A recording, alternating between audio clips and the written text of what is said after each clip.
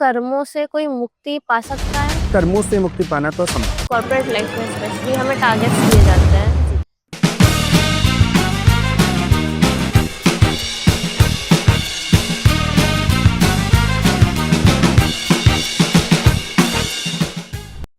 जय श्री कृष्ण सर। जय श्री कृष्ण। सर, आज हम अपने भगवद गीता के तीसरे अध्याय की तरफ बढ़ रहे हैं, जी जो कि हमें सिखाता है कि सिर्फ ज्ञान ही नहीं, कर्म भी जरूरी है। जी और कर्म भी ऐसा जो कि जिसमें फल की इच्छा ना हो। जी तो हम आपसे जानना चाहते हैं कुछ कर्म योग के बारे में, और ये निष्काम कर्म से कैसे जुड़ता है। देखिए, जो तीसरा अध्याय है उसमें भगवान श्री कृष्ण ने 2 प्रकार के योग बताए जी। जो बहुत फेमस भी है, जो आप कह रही हैं। एक कर्मयोग और दूसरा ज्ञान योग। समझना बहुत मुश्किल है दोनों का। फाइनली तो मतलब वो 2 पद्धतियां बता रहे हैं। एक पद्धति ये कि अगर आप ज्ञानी नहीं है, ज्ञानी का अर्थ है होना तो अंत में आपको ज्ञानी है। मेरा ये मानना है कि ज्ञान के बिना तो कुछ भी संभव नहीं। ज्ञान मीन्स इनलाइटनमेंट, मोक्ष या आत्मज्ञान। जब सब कुछ आप सत्य को जान पाएंगे तभी आप जीवन को अच्छे से जी पाएंगी, दूसरों को भी प्रेरित कर पाएंगे, कुछ भी तभी कर पाएंगे जब आपको आत्मज्ञान होगा। उसके पहले सारी चीजें बनावटी है। तो दूसरा जो प्रोसेस है वह है कर्मयोग। कर्मयोग ऐसा होता है, भगवान श्री कृष्ण एक सुलभ सरल मार्ग बताते हैं कर्मयोग का। उसमें वो कहते हैं कि जो कुछ भी है, जो भी तुम कर्म करो, जिसे आप हवन कहें, कुछ भी कहें, यज्ञ कहें, वो जो भी कर्म करें आप, वह मुझको समर्पित कर दो, ईश्वर को समर्पित कर दो। और ईश्वर को समर्पित करते हुए माने कि ये जो भी कर्म हो रहा है ये सभी कुछ परमात्मा कर रहा है, मैं नहीं कर रहा हूँ। वही जो गाना है, मेरा आपकी कृपा से सब काम हो रहा है, करते हो तुम कन्हैया, मेरा नाम हो रहा है। तो आपको सिर्फ कर्म करना है। यही अर्जुन को वो कह रहे हैं कि तीर तुम चलाओ, ये मानते हुए कि मेरे लिए तुम तीर चला रहे हो, मेरे लिए तुम किसी की हत्या कर रहे हो या किसी को मार रहे हो, किसी पाप का नाश कर रहे हो, जो भी नाश कर रहे हो, जो भी कर रहे हो, वो मेरी विधि कर रहे हो। तो अपने समस्त कर्मों को भगवान श्री कृष्ण में या भगवान में समर्पित कर दो, जिससे कि कर्ता भाव का अभाव हो जाएगा और तुम्हारे कर्म फल उत्पन्न नहीं करेंगे। ओवरऑल टारगेट यही है कि फल उत्पन्न ना हो, क्योंकि अगर कर्म फल उत्पन्न कर रहा है तो परिणाम भोगने होंगे। अगर फल उत्पन्न नहीं कर रहा है तो किसी भी प्रकार के परिणाम नहीं आएंगे। ज्ञान योग की बात ही अलग है। ज्ञान योग ज्ञानी साफ देख रहा है कि वह नहीं कर रहा है, अकर्ता भाव उसमें डायरेक्टली है, तो वह भी कर्म कर रहा है, लेकिन वह ज्ञान योग के माध्यम से कर्मों को ना करता हुआ देख रहा है, इसलिए उसके कर्म फल उत्पन्न नहीं करते।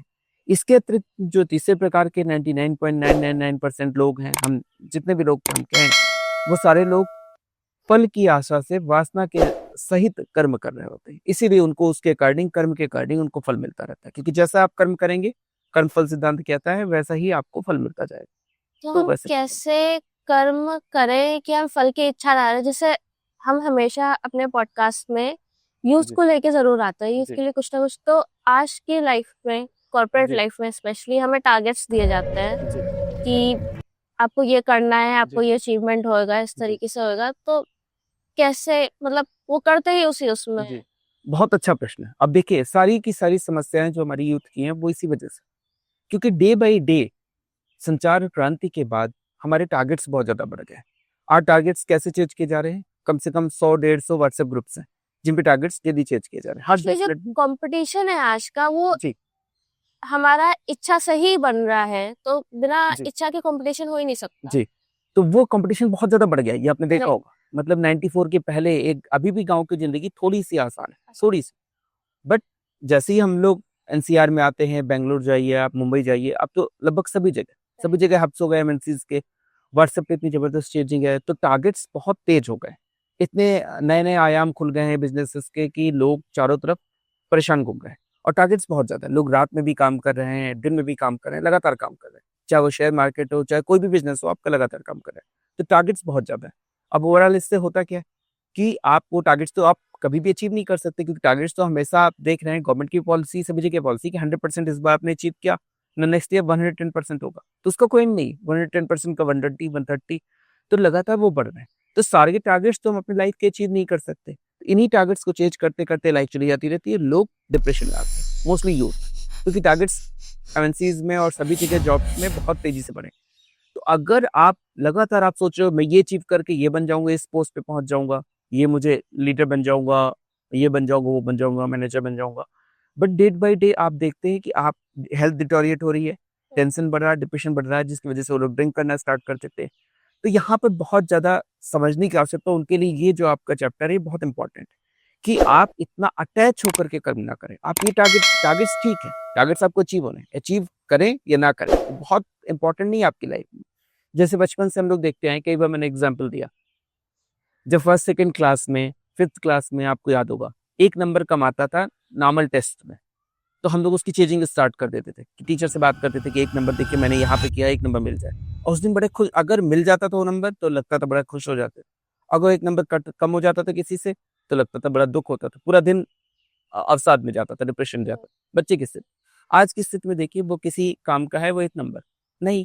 कई बार कापियों में आपने देखा हो, कॉपीज में teachers very good good writing पे दे देते हैं, तब गुड पाना, वेरी गुड पाना बड़ा इंटरेस्टिंग लगता था और लगता था पूरा दिन बड़ा सकारात्मक हुआ। नहीं मिला, फ्रेंड को मिल गया, हमें नहीं मिला तो बड़ा दुखद लगता। बट आज वो वेरी गुड्स की कॉपी कहीं रखी है आपकी, एक्सीलेंट की कॉपी रखी है नहीं। तो धीरे धीरे जैसे जैसे जिंदगी, हम पूरी जिंदगी, जब मृत्यु का क्षण आता है तो पता चलता है कि हमने टाइम वेस्ट किया। तो ये जान लेना बहुत आवश्यक है कि कर्म को किस प्रकार से करें।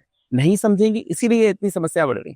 पहले जमाने में इतनी समस्या नहीं थी, परंतु आज डिप्रेशन है, हर एक व्यक्ति डिप्रेशन में, चाहे वो महिला और पुरुष, विदाउट एनी जेंडर, सभी लोग परेशान, जिसकी वजह से इतनी समस्याएं जो भी घटित हो रही है, सारी कुछ मर्डर्स हो रहे हैं, ये सब कुछ हो रहा है जस्ट बिकॉज ऑफ डिप्रेशन। और डिप्रेशन इसीलिए कि टारगेट्स बहुत ज्यादा है, सबको आगे बढ़ना है।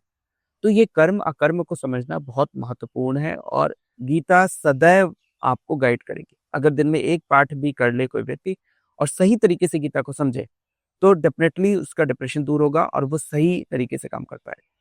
क्या क्या कर्मों से कोई मुक्ति पा सकता है? और अगर नहीं, तो मुक्ति पाने का माध्यम क्या है? जी, देखिए कर्मों से मुक्ति पाना तो असंभव है, प्रॉपरली कर्मों से क्या है, लेकिन मुक्ति पाना संभव। मुक्ति एक अलग चीज, कर्म से मुक्ति तो संभव नहीं, परंतु मुक्ति संभव। तो युवा के लिए भी और सभी लोगों के लिए कि पहले आप उस डायमेंशन की ओर बढ़ें, खुद को जानें कि आप कौन है। जिस दिन आप ये जान गए कि आप कौन है, उस दिन आप मुक्त हो जाएंगे, जिसे हम आत्मज्ञान कहते हैं, समाधि कहते हैं, ज्ञान कहते हैं, मोक्ष, एनलाइटनमेंट, जो भी आप नाम दे, कैवल्य, निर्वाण, जो आपका चैनल है निर्वाण, वो यही है कि आप खुद को जान ले रहे हैं, आत्मज्ञान आपको हो रहा है, आत्म साक्षात, खुद को आपने देख लिया कि आप कौन है, आत्म साक्षात्कार आपको होगा। जिस दिन ये घटित होता है उसके बाद आप सभी कुछ जान चुके होते हैं। तो पहली चीज आपको ध्यान के माध्यम से, बहुत सारी ध्यान की टेक्निक्स है, मेडिटेशन टेक्निक्स, उनको फॉलो करना होता है। तो उन ध्यान की टेक्निक को करने से आप ज्ञान मार्ग की ओर आगे बढ़ते हैं और आप इस ज्ञान को उपलब्ध होते हैं। नहीं, अगर आप ज्ञान को नहीं उपलब्ध हो पा रहे, ये तो पैरेलल सबको करना ही करना है। आपको 1 घंटा, आधा घंटा ध्यान, जो भगवान श्री कृष्ण ने एक सिंपल सा ध्यान बताया कि आप पालथी मार के एक आसन लगा के बैठ जाएं और अपने त्रिनेत्र पर, आज्ञा चक्र पर ध्यान केंद्रित करें। थोड़ा जो शांभवी मुद्रा जैसा ध्यान है कि हल्का सा सर को उठा लें और यहाँ पर त्रिनेत्र पर ध्यान केंद्रित करें। ये 30 मिनट ध्यान कर सकते हैं। नहीं तो मेरा कुंडली ध्यान है, वो बहुत फास्ट ध्यान है, उस ध्यान को कर सकते हैं। तो इस प्रकार की कई ध्यान पद्धतियां हैं जिनको कर सकते हैं। आप ये गीता वाला ध्यान कर सकते हैं।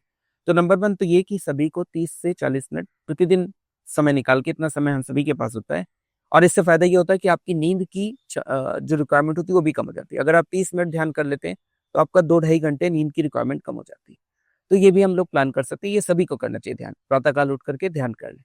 इसके बाद कर्म को समझे। कर्म 2 तरीके से साइकोलॉजी में पढ़ाया जा रहा है, आजकल इवन एमबीए कोर्सेज में भी पढ़ाया जा रहा है कि कैसे खुद को मैनेज करेंगे, मैनेज योरसेल्फ। तो ये मैनेजमेंट फंडा है जो भगवान श्री कृष्ण ने बहुत पहले बिल्कुल क्लियरली एक्सप्लेन किया। उससे अच्छी कोई मैनेजमेंट की बुक अवेलेबल नहीं। जितनी बुक्स हैं आपकी, गीता से बेहतर कोई बुक नहीं जो उस काल में लिखी गई और आज भी सभी के लिए बराबर उपयोगी है। तो भगवान श्री कृष्ण वहां पर बताते हैं कि किस तरीके से आपको एक्ट करना है, कैसे एक्ट करना है। 2 तरीके उन्होंने बताए। एक तरीका सिंपल सा वही है कि जो भी कर्म करें, आप देखें कि हाँ ये मेरा टारगेट है, मुझे शाम तक ये कर करके देना है, परंतु भगवान को समर्पित कर दीजिए कि हाँ ठीक है, होगा तो होगा, नहीं तो उनका है। जो भी चाहा भगवान ने चाहा तो पूरा हो जाएगा, भगवान ने नहीं चाहा तो नहीं पूरा होगा। तो भगवान को समर्पित करके वह कर्म करें। नंबर 2, पहला ये। नंबर 2, जो मैंने आपको टेक्निक बताई, उस टेक्निक पे मैं दोबारा आता हूँ कि किस तरीके से कर्म करने के बाद भी आप कर्म फल को उपलब्ध नहीं होंगे, कर्म फल नहीं आएगा। वो टेक्निक थी मूवीज की। मैंने आपको पिछली बार भी एग्जांपल दिया कि जैसे शोले मूवी हमने एग्जांपल ली थी कि गब्बर सिंह बुरे कर्म कर रहा है, लेकिन उसका कोई इससे परिणाम नहीं मिलता। वो ठाकुर के हाथ काटे दे रहा है, लेकिन क्या उसके लिए भगवान उसको सजा देंगे? नहीं। उसके पूरा परिवार उसने बर्बाद कर दिया, लेकिन गब्बर सिंह को सजा मिली। गब्बर सिंह को एक ड्रामेटिक सजा मिली उसी मूवी में। तो यहाँ ऐसा ही होता है, हम सभी के किरदार हैं, हम किरदार निभाने आए हैं, डायरेक्टर सिर्फ ईश्वर। जैसे वहां सिप्पी थे, यहाँ पर भगवान है। तो भगवान ने हम सभी को अलग अलग रोल्स दे रखे हैं, हमें सिर्फ जो रोल्स दिए गए हैं उनको उसी प्रकार एक्ट करना है, विदाउट अटैचमेंट। तो जब ये हम प्लान करके करते हैं, सुबह ही हम प्लान करें, 5 मिनट बैठे और इंट्रोस्पेक्शन करें कि आज जो भी मैं करूंगा वो ईश्वर को समर्पित करूंगा, या फिर मैं जो भी कर्म करूंगा उससे इन्वॉल्व नहीं होऊंगा, अटैच नहीं होऊंगा, भगवान को मान करके कि हाँ भगवान ने मुझे ये काम दिया है। इस प्रकार से इस शरीर को हीरो मानते हुए, जैसे अमजद खान ने क्या किया, अमजद खान तो प्योर था ना, गब्बर सिंह बुरे रोल कर रहा था, तो हमें अमजद खान गब्बर सिंह में डिफरेंस, अगर वो इन्वॉल्व ही हो जाता है कि हाँ ठाकुर इन्वॉल्व हो जाता है कि ये मेरे हाथ काटे दे रहा, तो वहीं छुटा करके वो 2 थप्पड़ उसको मारता। बट ऐसा नहीं, उसे तो रोल निभाना, तो उसे पता था मैं संजीव कुमार हूँ और ये मेरा दोस्त ही है, लेकिन ऐसी एक्टिंग कर रहा है। तो हमें भी इस प्रकार से एक्ट करना होगा। इसके लिए हमें प्लान करना होगा, सुबह 5 मिनट बैठें, इंट्रोस्पेक्शन करें कि आज मुझे ये टारगेट्स मिलेंगे, मेरे ये टारगेट्स है, परंतु मैं इस शरीर को, जो मेरा हीरो है, मैं अलग हूँ और ये मेरा हीरो, जो मैंने आपको पिछली बार बताया था कि आप अलग हैं, कोपल अलग है, तो आपको कोपल के टारगेट्स को अचीव करना है, बट आप कोपल नहीं है। तो उस कंडीशन में अगर टारगेट्स नहीं भी अचीव पाते हैं या कुछ बुरा होता है, तो उस कर्म के फल उत्पन्न नहीं होगा, आपको ना पाप के कर्म फल उत्पन्न होगा, पुण्य भी नहीं होगा, ये भी है। तो इस तरीके से हमें प्लान करके डेली एक इंट्रोस्पेक्शन सुबह करना होगा, और रात को जब सारे काम करने, सोने के पहले 5 मिनट ध्यान मुद्रा में बैठ जाएं और इस चीज को देखें कि हमने दिन भर में क्या किया, और कुछ सकारात्मक किया। अपने सारे कर्मों को दर्शक भाव से देखना है, जिससे उसके फल उत्पन्न नहीं होंगे, वो भी खत्म हो जाएंगे। इस प्रक्रिया को हम विपश्यना कहते हैं, जो रात में होती है। हर धर्म में मैंने आपको बताया था एक क्लीनिंग प्रोसेस होता है, ये रात में क्या होता है, इस ध्यान का मैंने नाम रखा है फॉर्मेटिव मेडिटेशन। ये आप करें, कर्म फल उत्पन्न नहीं होंगे। शाम के टाइम आप बैठ जाएं ध्यान मुद्रा में, यहाँ पे ध्यान केंद्रित करके, और जो महत्वपूर्ण कर्म हुए उनको देखना स्टार्ट करें as a third person perspective से देखें कि मेरे बॉस से लड़ाई हुई, आज मेरी कलीग से हुई, फैमिली में हुई, और फिर जो जो आप देखेंगे seriously as a third person कि ऐसे ऐसे हो रहा है, खुद को अलग करते हुए, वो सारे कर्म मिटते जाएंगे और फल उत्पन्न नहीं है। ये 2-3 प्रोसेस हैं जिनको करने से बहुत लाभ मिलता है। यज्ञ भाव से किया गया कर्म कैसे बंधन नहीं बनता है?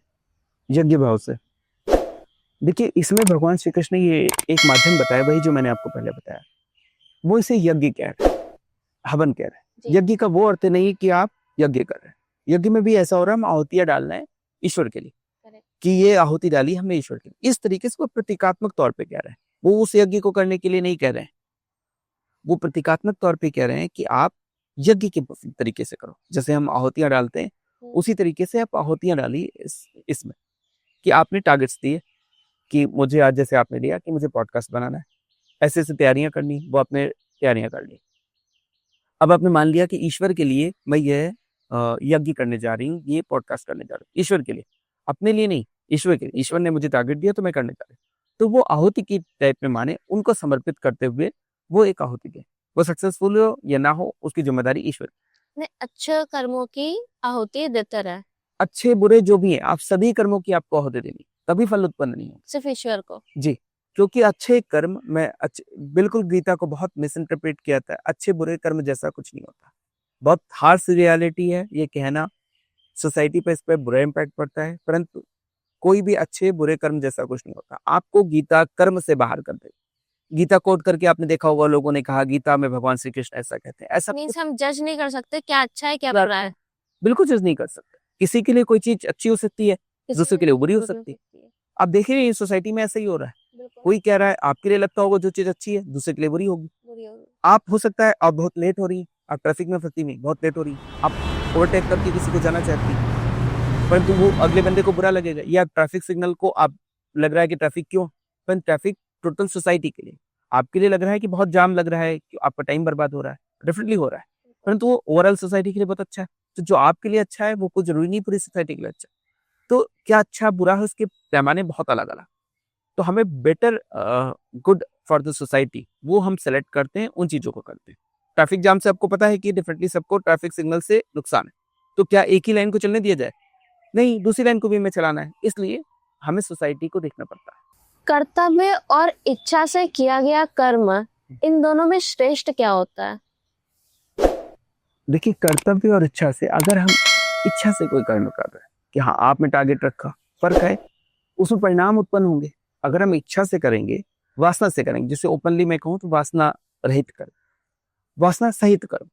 वासना सहित कर्म में आपने टारगेट रखा कि हाँ मुझे इतने बजे पहुंचना है, पॉडकास्ट बनाना है, कुछ भी ऐसा टारगेट रखा कि आज शाम तक मुझे यहाँ पहुंच जाना है इतने बजे और ये करना है। एक आपको बिजली का बिल भरना है, आपने वहाँ टारगेट किया कि मुझे वहाँ पहुंचना है, ऑफिस पहुंचना है, 9 बजे पहुंचना है, आप घर से 8:30 निकले, वही मैं फिर से एग्जाम्पल ले रहा हूँ, रास्ते में ट्रैफिक जाम, अब आपके दिल की धड़कनें बढ़ जाएंगी क्योंकि आप वासना सहित जा रहे हैं कि हाँ मुझे वहां पहुंचना है। ट्रैफिक मिलेगा मिलेगा, हो सकता है आपकी कार पंचर हो जाए, कुछ भी इशू हो सकते हैं, कार पंचर हो सकती है, कार में खराबी आ सकती है, एक्सीडेंट हो सकता है, सामने कुछ भी हो सकता है, आप टाइम पे नहीं पहुंच पाए, तो सोचिए आप कितना परेशान हो। परंतु अगर आप मान के चले कि मैं ईश्वर के लिए वहां पे जा रहा हूँ, ईश्वर को समर्पित करते हुए जो यज्ञ भाव से जा रहे हैं, वासना रहित कर्म करने जा रहे हैं, तो आप आराम से बैठे रहेंगे। हाँ ठीक है, मंजिल पे पहुंचाना भी उनका काम था, रास्ते में जो बाधा आई वो भी उन्होंने दी, तो जो भी कुछ हो रहा है वो सभी कुछ उन्हीं की वजह से हो रहा है। अगर सब कुछ आप इस प्रकार से कर्म को एक कर्ता भाव को छोड़कर अकर्ता भाव से कर्म कर रहे होंगे तो परिणाम उत्पन्न नहीं होंगे, तब आपको टेंशन नहीं होगी, डिप्रेशन नहीं होगा। अदरवाइज सोचिए कितना मुश्किल, 9 बजे आपकी मीटिंग शेड्यूल है और आप पहुंच नहीं पा रहे हैं, परंतु आपने ठीक है डांट पड़ेगी, वहां डांट खा लेंगे कि ईश्वर ने ऐसा डिसाइड किया था ऑलरेडी। इसीलिए एक थ्योरी दी गई कि सब कुछ पहले से प्री डिसाइडेड है, सब कुछ ईश्वर ने डिसाइड कर रखा है, तो हमें इंटरफेयर करने की आवश्यकता नहीं। तो ये थ्योरी भी बहुत अच्छी काम कर जाती है। जी श्री कृष्ण जी हमें कहते हैं इस अध्याय के थ्रू कि जो ज्ञानी महापुरुष है वो भी कर्म करे, ऐसा क्यों? देखिए, कर्म के बिना भगवान श्री कृष्ण कहते हैं कि कर्म के बिना तो कोई जीवित ही नहीं रह सकता। हर क्षण हम कर्म कर रहे हैं, बैठे हैं देखिए बोल रहे हैं तो कर्म ही हुआ, हाथ हिला रहे हैं वो भी कर्म हुआ, तो कर्म तो हम करेंगे। अब इसमें भगवान श्री कृष्ण एक शरीर अभिमानियों के लिए कहते हैं और दंभी लोगों का एक नाम लेते हैं कि कुछ सन्यासी, कुछ संत इस प्रकार के लोग कुछ बन जाते हैं जो क्या करते हैं कि वो कहते हैं कि मैं कर्म नहीं करूंगा, सिर्फ कर्म छोड़ दिया, हिमालय पर बैठ गया जाकर कर्म छोड़ दिया, लेकिन अपने मन से, इंद्रियों से उन्हीं विषयों को सोच रहे हैं, हाथ से नहीं कर रहे हैं, हाथ पैर नहीं चला रहे हैं, तो सारे प्रकार के कर्म छोड़ दिए, लेकिन अभी भी वासना सहित है, सिर्फ वासनाओं के बारे में ही सोच रहे हैं, सोच वो वैसे ही रहे, दिमाग से सोच रहे हैं। इस प्रकार के लोगों को वो झूठा, दंभी, अभिमानी कहते हैं, क्योंकि कर्म तो हमें करना पड़ेगा, तो संसार से भाग जाना विकल्प नहीं है, ये वो कहने का प्रयास कर रहे हैं। जैसे स्वयं भगवान श्री कृष्ण भी, उन्होंने संसार को नहीं त्यागा, आत्मज्ञान के बाद भी, मोक्ष के बाद भी वो तो ईश्वर है, संसार का कल्याण करते संसार का कल्याण करते रहे, लगे रहे, जिस प्रकार से भी, जैसे भी जो हो सकता था, सेवा भाव से भी और हाँ युद्ध कराना पड़ा तो युद्ध भी करा, जो कराना पड़ा, हर प्रकार की, वो कोई पॉजिटिवली नहीं जा रहे हैं भगवान श्री कृष्ण, भगवान श्री कृष्ण हर प्रकार के भावों से जा रहे हैं, युद्ध भी करा रहे हैं, प्रेम भाव भी फैला रहे हैं, द्रौपदी को भी बचा रहे हैं, तो हर तरीके से धर्म अधर्म दोनों तरीके से वो चलते हुए समाज को शिक्षा दे रहे हैं। वही वो कह रहे हैं कि अगर मुझे कोई कर्म करने की आवश्यकता नहीं है, मुझे सब कुछ प्राप्त है, लेकिन फिर भी मैं कर्म कर रहा हूँ, भगवान श्री कृष्ण बार बार यही बता रहे हैं, क्योंकि अगर मैं न कर्म करूं तो पूरे संसार मुझे देखेगा कि मैं ईश्वर हूं, तो सभी लोग कर्म करना छोड़ देंगे। तो उन्होंने इसीलिए दिया कि यहाँ से भाग जाना कर्म से, भले ही आपको आत्मज्ञान हो गया हो, मोक्ष प्राप्त हो गई, लेकिन कर्म से नॉर्मल जो अपनी जिंदगी है उससे भाग जाना सही नहीं। आप इसी संसार में रह करके सभी अन्य लोगों को भी अपने जैसी शिक्षा दें कि इस प्रकार से अकर्ता भाव से किस प्रकार से कर्म करें। कि ये भगवान श्री कृष्ण की सीख बहुत इंपॉर्टेंट। मैक्सिमम लोग आप देखिएगा पलायन करते हैं, हिमालय भाग जाते हैं, किसी आश्रम चले जाते हैं। आपको संसार में रहकर कि आप झेल सकते हैं उन समस्याओं को, आप आपकी कंडीशन हुई, आपको आत्मज्ञान हुआ, मोक्ष हुआ, या आप ईश्वर के लिए जा रहे हैं, तो आप अगर हिमालय में बैठ जाएंगे तो वहां तो कोई कष्ट ही नहीं। आप वास्तविक संसार में आए, इन टारगेट्स को अचीव करें, और यहाँ पे आप टारगेट्स अचीव कर पा रहे हैं मोक्ष के साथ, अपने आत्मज्ञान के साथ, तो उसे वास्तविक आत्मज्ञान कहें। अदरवाइज तो आप एक ऐसी कंडीशन बैठे हैं जहाँ टर्बुलेंस ही नहीं, तो आपको डिस्ट्रक्शंस चाहिए कि हाँ डिस्ट्रक्शंस थे फिर भी मैं डिस्ट्रैक्ट नहीं हुआ या मुझे कोई फर्क नहीं पड़ा। इस प्रकार भगवान श्री कृष्ण शिक्षा दे रहे हैं कि आप समाज में रह करके ही, भले ही आपको आप ज्ञानी है, आत्मज्ञानी है, मोक्ष उपलब्ध हो चुकी है, पर संसार में रह करके ही खुद भी कर्म करें और दूसरे लोगों को भी अपने जैसा कर्म करने को प्रेरित करें, क्योंकि बाकी सभी लोग उसका अनुकरण करते हैं। जी इसीलिए उन्होंने स्वयं यही किया। तो हम अपने कर्मों को सावधानी और निष्ठापूर्वक करना चाहिए। जी।